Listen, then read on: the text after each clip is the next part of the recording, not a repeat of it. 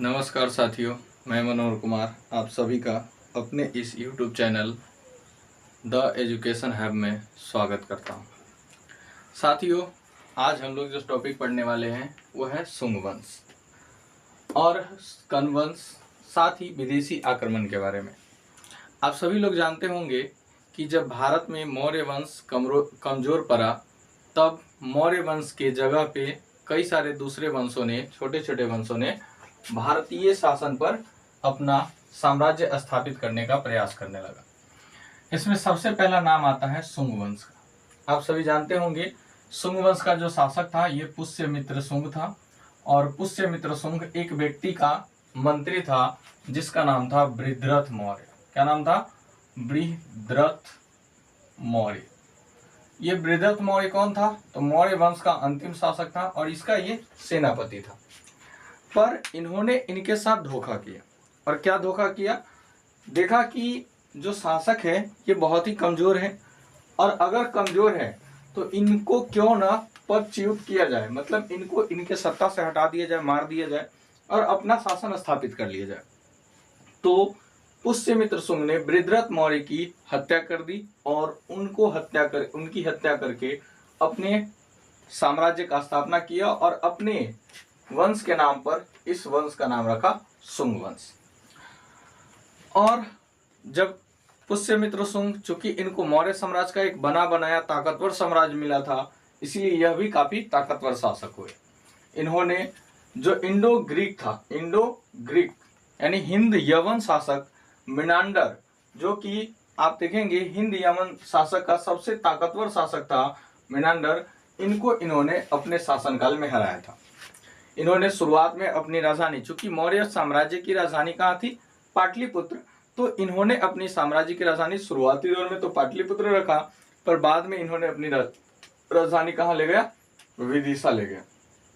इसके बाद अगर हम बात करें तो उस समय तीन प्रकार के यज्ञ चलता था: वाजपेयी यज्ञ, राजसू यज्ञ और अश्वमेध यज्ञ। तो इन्होंने अपने साम्राज्य, अपने ताकत को दिखाने के लिए, अपने सामंजस्य को दिखाने के लिए दो दो अश्वमेध यज्ञ करवाए। और किनसे करवाए? तो पतंजलि से। आप जानते होंगे पतंजलि का नाम। आज पतंजलि कंपनी जो इतनी बड़ी ब्रांड बन चुकी है वो इन्हीं के नाम पे है। पर ये पतंजलि, जो आज के पतंजलि यानी बाबा रामदेव को देख रहे हैं, वो नहीं है। ये पतंजलि एक बहुत बड़े वैद्य और साथ ही में पुजारी भी थे। इन्होंने अश्वमेध यज्ञ किया। अश्वमेध यज्ञ होता क्या है? तो अश्वमेध यज्ञ आप रामायण में देखे होंगे, जब लवकुश कांड में आप देखे होंगे कि राम जी अश्वमेध का यज्ञ कराते हैं और घोड़ा को छोड़ते हैं और उसको लवकुश पकड़ लेते हैं। तो वैसे ही अश्वमेध यज्ञ, अश्व का मतलब घोड़ा होता है, मतलब अश्वमेध यज्ञ में घोड़ा को छोड़ा जाता था और घोड़ा जितने भी साम्राज्य में घूमा वो सारा साम्राज्य किसका होता था? जिस राजा का घोड़ा होता था उनका होता था। पर अगर किसी ने उसे रोकने की कोशिश की तो उनके साथ राजा को लड़ना पड़ता था और उस साम्राज्य को जीतना पड़ता था। अगर नहीं जीता तो अपना साम्राज्य भी खोना पड़ता था। यानी कि एक तरह से देखा जाए तो ये 100% क्या था? रिक्स था। पर फिर भी राजा ऐसे ही थोड़ी है, राजा तो रिक्स लेके ही बना है। तो ये अश्वमेध यज्ञ कराए, दो कराए। और पतंजलि ने एक किताब लिखा था जिसका नाम था महाभाष्य। तो ये महाभाष्य से भी हमको इनकी जानकारी मिलती है। इसके बाद अगर हम शुंग वंश की बात करें तो शुंग वंश का अंतिम शासक कौन था? देवहूति। और देवहूति का 73 बीसी में एक व्यक्ति ने हत्या कर दिया जिसका नाम था वासुदेव कण्व। ठीक वैसे ही जैसे पुष्यमित्र बृहद्रथ का सेनापति था और इन्होंने इनकी हत्या करके शुंग वंश की स्थापना की। एक कहावत है ना, जैसी करनी वैसी भरनी। सेम वही हाल हुआ किसका? वासुदेव कण्व का, देवहूति का। और देवहूति का एक व्यक्ति था जिसका नाम था वासुदेव कण्व, ये सेनापति था। और इन्होंने भी क्या कर दी? इनकी हत्या कर दी और हत्या करके इनके साम्राज्य को अपने में मिला लिया। और फिर इन्होंने एक साम्राज्य का स्थापना किया। इन्होंने कण्व वंश का, वासुदेव कण्व, तो अपने नाम पे इस वंश का नाम रखा कण्व वंश। अर्थात कण्व वंश का संस्थापक कौन बना? वासुदेव कण्व। कब स्थापित किया? 73 बीसी में। और इस वंश का अंतिम शासक कौन था? तो सुशर्मा। और सुशर्मा का हत्या किसने किया? तो एक व्यक्ति है जो सुशर्मा का हत्या किया जिसका नाम था सिमुक। और सिमुक था कौन? तो सिमुक सातवाहन वंश का संस्थापक था। इन्होंने 60 BC में इनकी हत्या कर दी थी और हत्या करके सातवाहन वंश का स्थापना किया। आप जानते होंगे सातवाहन वंश एक बहुत ही ताकतवर और महान वंश रहा, जिसमें महिलाओं को ज्यादा महत्व दिया गया, यहाँ तक कि अपने नाम के आगे पिता का नहीं बल्कि माँ का नाम लगाया गया। तो सातवाहन वंश के बारे में हम अगले वीडियो में जानेंगे। फिलहाल हम जानते हैं हिंद यवन के बारे में, अर्थात हिंद यूनानी के बारे में। हमारे देश पर 4 आक्रमणकारी, 4 विदेशी शासक ने आक्रमण किया।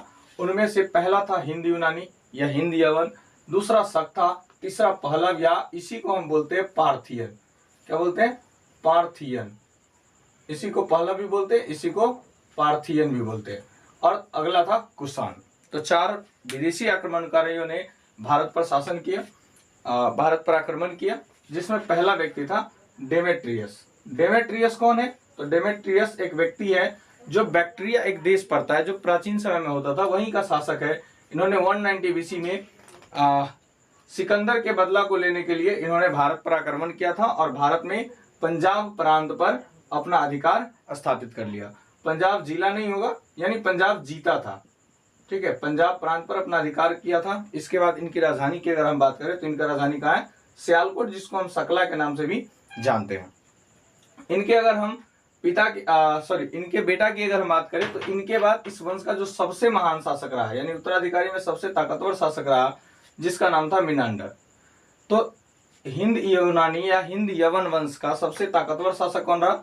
मिनांडर। और इन्होंने क्या किया था? भारत में हेलेनिस्टिक कला का प्रचार प्रसार किया था, गंधार कला शैली लाया था, जो आप आज देखते होंगे। यही हिंद यवन है जिन्होंने भारत में सबसे पहले मूर्ति निर्माण और मंदिर निर्माण की कला शैली लाई थी, जिसके तहत आज राम मंदिर बना है। उसी शैली में बना है, जिस शैली में, यानी मंदिर बनाने की शैली का विकास किसने किया? हिंद यवन ने। इन्होंने एक और महान काम किया था। क्या किया था? तो इन्होंने स्वर्ण सिक्के जारी किए थे। स्वर्ण सिक्के, भारत में सर्वप्रथम स्वर्ण सिक्के जारी करने वाला जो वंश था उसका नाम क्या था? हिंद यवन वंश। ठीक है, चलिए हम आगे बात करते हैं। तो हिंद यवन के बाद जो दूसरा शासक आया जिन्होंने भारत पर आक्रमण किया वो था शक। शक था कौन? तो शक एक यूची कबीला का पार्ट था। यूची कबीला का पार्ट था। यूची कबीला ने क्या किया था? जब यहाँ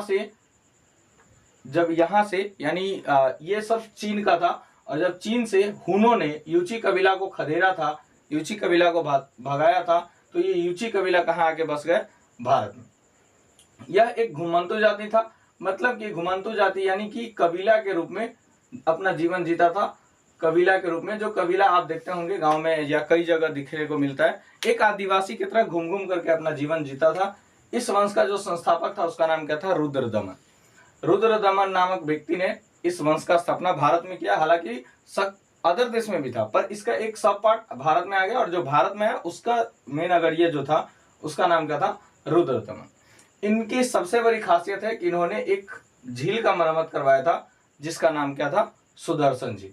ठीक है, और इसके बाद अगर हम बात करें आगे, तो अगला जो वंश आया वो पार्थियन या पहलव था, जिसके बारे में हम पहले भी बता चुके हैं।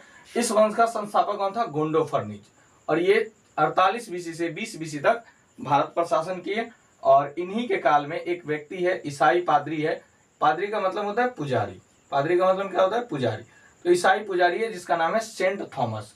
ये भारत घूमने आए थे, भारत के रीति रिवाज को जानने के लिए आए थे। और आगे हम बात करें तो सबसे जो अंतिम विदेशी शासक रहा, वो जो वंश रहा उसका नाम था कुषाण वंश। और आप कुषाण वंश के बारे में जानते होंगे, क्योंकि कुषाण वंश का सबसे ताकतवर और महान शासक था कनिष्क। इन्हीं के काल में हमारे देश में क्या हुआ था? चौथी बौद्ध संगीति हुआ था। हालांकि कुषाण वंश का जो संस्थापक था वो था कुजुल कटफिसस, जो 15 ईस्वी से 65 ईस्वी तक शासन किया था। इसके बाद बिम्बकटफिसस नाम का व्यक्ति भी शासन किया 65 से 78 ईस्वी तक। और जो अंतिम शासक रहा वो कौन रहा? कनिष्क रहा, जो इस वंश का सबसे महान शासक था। और इन्होंने 78 से 101 ईस्वी तक शासन किया। इन्हीं के काल में चौथी बौद्ध संगीति कहाँ हुआ था? कश्मीर के कुंडलवन में। और यहीं पे बौद्ध धर्म से जुड़ा हुआ काफी बदलाव हुआ। यहीं पे बौद्ध धर्म 2 भागों में बट गया था। तो आगे की जानकारी हम आगे के वीडियो में देंगे। बौद्ध धर्म या सातवाहन वंश जो भी पढ़ना है हम आगे की क्लासेज में पढ़ेंगे।